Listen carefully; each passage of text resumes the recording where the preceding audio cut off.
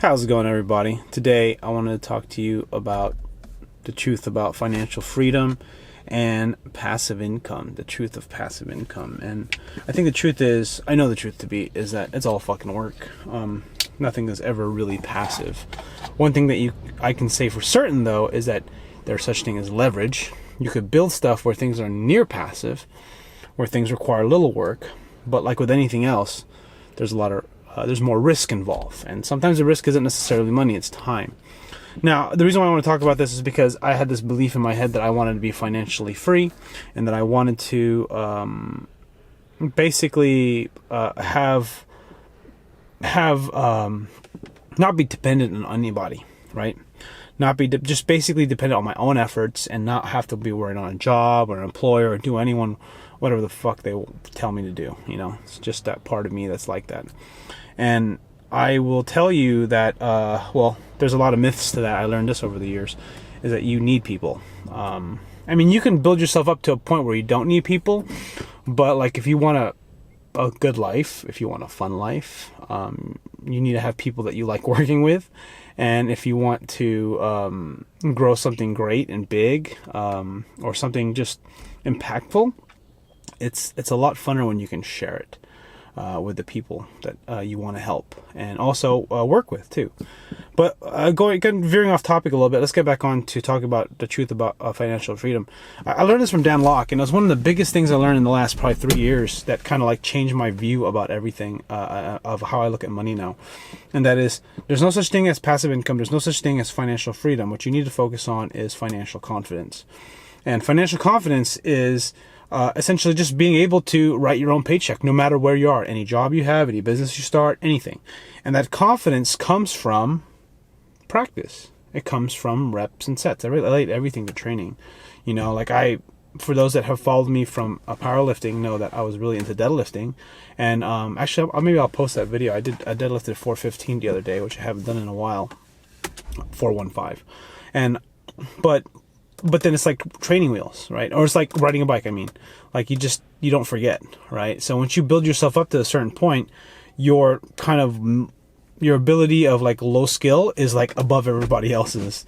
And the same goes for money in business. When you get really good at business, when you get really good at understanding your industry, and you really figure out money. I think this is kind of the hardest part when it comes to money. It's just figuring out money. I think that's another video I'll talk about later. But the idea is that you know that wherever you are, you're going to be able to make it work. And you're going to be successful, however you want to define it. And I think the biggest challenge that we all run into is that whether that's the thing we want to do. And because some of the things that I'm getting my tongue twisted here, but I just want to talk about financial confidence because it's one of the things that have allowed me to not be afraid. Or how about this? It's allowed me to have... That's not true, because I am afraid still. I'm worried about losing it all. It's really more that I have the ability to feel like I know I'm going to make it no matter what. You know, if someone screws me or if something traumatic happens, I'm going to be okay. And a lot of being financially confident has everything to do with playing a good game. Like poker, a video game, a sport. What I mean by that is that it's decision making, right? There are decisions that make you financially confident, that build financial confidence.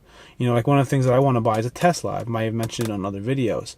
A Tesla. I'm thinking about buying a Model 3, and I think I maybe, it's like, you know, if I'm going to get a Model 3, I might as well just get a Model X, right? That's where my head is going. And the Model X is like twice the price, more than twice the price, or about twice the price as a Model 3. I have a family. It makes sense, right? But I'm thinking to myself, you know, okay, this is a Model X, like an $80,000-$90,000 car, and I'm thinking to myself, but then that's a lot. But you know, I can get a loan, $700, right? And then I'm thinking to myself, I can afford this, I can do this. But then I'm thinking, wait, what if I don't buy the car? What if I keep this car, my Prius? It's almost paid off. There's only $1,600 left on it. I'll be done paying it in the next 2 or 3 months or 4 months, right? And not have a car payment. So in a way, I'm essentially making $700 a month because I'm not buying this Tesla. What can I do with $700 a month? You know, what is that? almost $8,000 a year, right? What can I do with that? you know, and often I can probably do a lot of stuff. I can stack it, right? I can build a cash reserve just in case shit hits the fan when the market turns. I'll feel secure, but I will also be secure. I'll have more runway in case anything happens with my business or job. I will be able to take that money. I will be able to reinvest it somewhere else. It's like those kinds of decisions, right? I think that's what one other guy that I follow. I really like his channel. His channel is starting to take off. His name is I think Stephen Graham.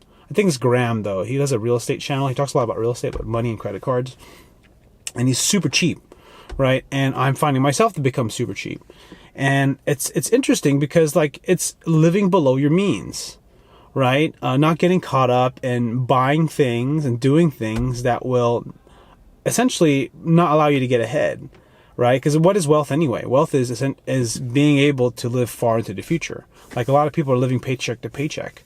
I'm getting to a point where, share my finances with you just a little bit, is like I'm getting to a point where I can, it's not even that big of a deal, but to me it's a big deal. Like for the first time, I'm able to, like if I were to quit my job or something were to happen, I couldn't work, I couldn't make income, or I just stopped making money, I would have 1 month saved. I'll be 1 month before I would start before I started running out of money. I would still be worried. It's still not good, but I've never been in this position, right? I can't wait to get to a point where I have 6 months saved, and then I have 12 months saved, and then when you get to that point, you're basically fuck you. You have fuck you money. That's not really fuck you money. That's not true. It's just that feeling of like solid ground that, like you don't have to be desperate to do work. Right? And you get to choose what you want to do. And you know what? At the end of the day, when it comes to business, when it comes to being rich, it's really just having freedom. And freedom can come from like making lots of money. But then the funny part about making lots of money, whether you become rich, multimillionaire, is that you end up becoming trapped by your business anyway. So we are all in the kind of the prison of our own making, so to speak. Anyways, talking about financial confidence. If you'd like to hear more about this topic, or you got any input you'd like to share, please leave a comment below. Thanks for watching.